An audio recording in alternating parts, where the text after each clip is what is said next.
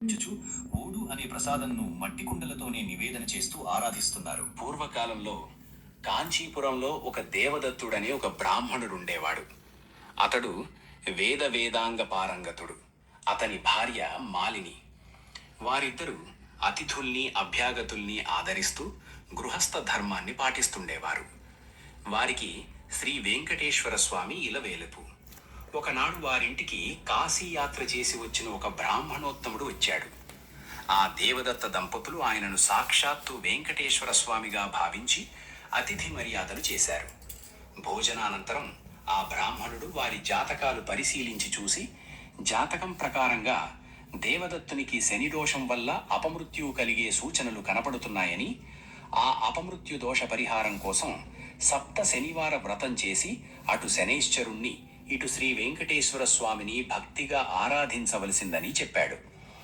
అమ్మా, నీవు శ్రద్ధ వహించి నీ భర్తను కూడా సప్త శనివార వ్రతం చేయడానికి ప్రోత్సహించి నీ సౌభాగ్యాన్ని నిలుపుకోవాలి సుమా అని హెచ్చరించాడు. సప్త శనివార వ్రత విధానాన్ని బోధించాడు. దేవదత్తుడు ఆ శనివారం బ్రహ్మముహూర్తాన లేచి స్నాన సంధ్యాదులు నిర్వహించి ఇంటిలో ఈశాన్య భాగాన పూజాపీఠం పెట్టి మండపం వేసి వెంకటేశ్వర స్వామి చిత్రపటం పెట్టి నైవేద్యానికి కొబ్బరికాయలు, అరటిపళ్ళు, నల్ల ద్రాక్ష పళ్ళు, 7 చిమ్మిలి ఉండలు సిద్ధం చేసుకుని ఉదయం పూజ చేసి ఒక బ్రాహ్మణుని పిలిచి ఆయనకు భోజనము పెట్టి ఆ పైన వారు భుజించి మొదటి రోజు వ్రతం యథావిధిగా నిర్వహించారు. ఆ విధంగా వరుసగా వారు 7 శనివారాల పాటు వ్రతాన్ని భక్తి శ్రద్ధలతో కొనసాగించారు.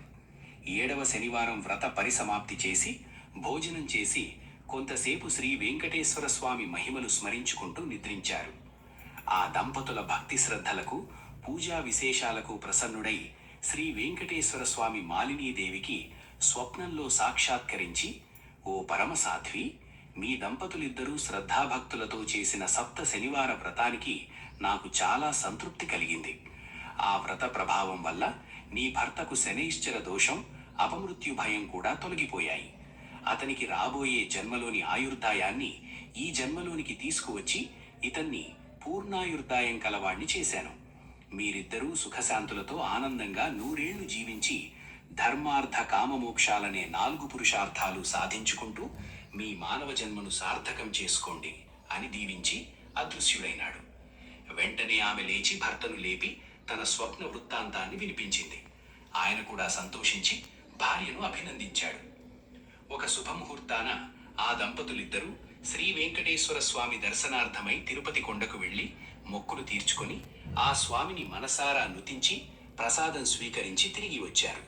ఇంటికి వచ్చాక బ్రాహ్మణులను పిలిచి అన్న సంతర్పణ చేసి బ్రాహ్మణ ఆశీర్వాదాలు పొందారు. జీవితాంతం వరకు యథాశక్తిగా శ్రీ వెంకటేశ్వర స్వామి సేవ చేస్తూ చివరికి శ్రీ స్వామి సాన్నిధ్యాన్ని పొందారు.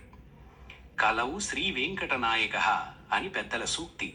కలియుగంలో శ్రీ వెంకటేశ్వర స్వామిని మించిన ఆరాధ్య దైవం లేదు. ఈ సప్త శనివార వ్రతంతో ఆయనను ఆరాధించిన వారికి శని దోషాలు తొలగి శ్రీ స్వామి అనుగ్రహం లభిస్తుందని సూతుడు సౌనకాది మహామునులకు వినిపించాడు. శ్రీ స్వామివారికి మిక్కిలి ఇష్టమైన ఈ శనివార వ్రతమును చేసిన వారికి ఉన్న కష్టములు తీరును, గ్రహబాధలు పోవును, సంపదలు భోగములు కలుగును. వారికి వారి కుటుంబానికి సర్వశుభములు కలుగును. శనివార వ్రతమును ఆచరించిన వారికి అసాధ్యమే లేదు. ఈ కలియుగంలో శనివార వ్రతము మానవులకు కల్పవృక్షం వంటిది.